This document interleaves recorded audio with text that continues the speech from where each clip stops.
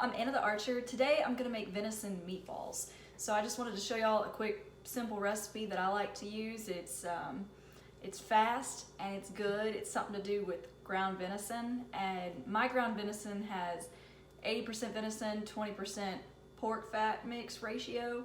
So make sure to have some fat in there some way when you go to make meatballs, or else they will not stay together and it will not taste all that good.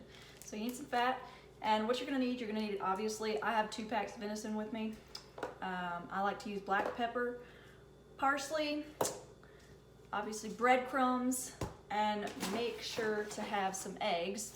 And you can throw in onions if you want to, mushrooms.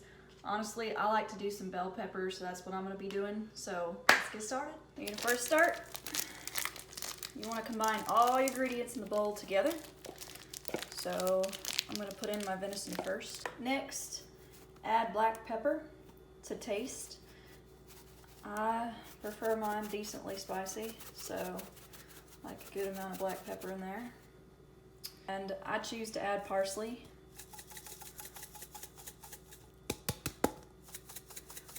And then I also like to add some chopped bell pepper. You can add whatever you like. That's just personal preference.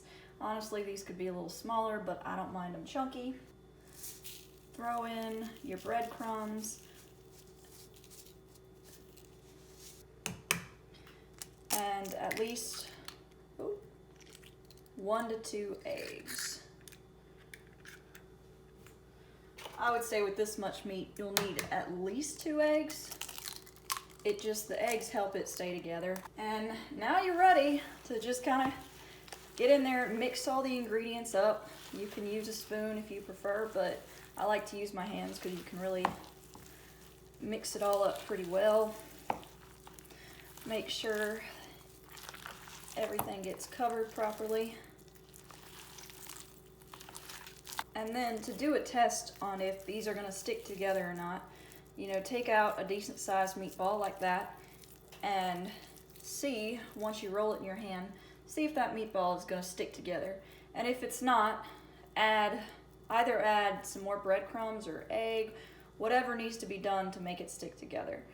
For me, that seems perfect. I don't like that many breadcrumbs, but you can add like 1 to 2 cups if you'd like to.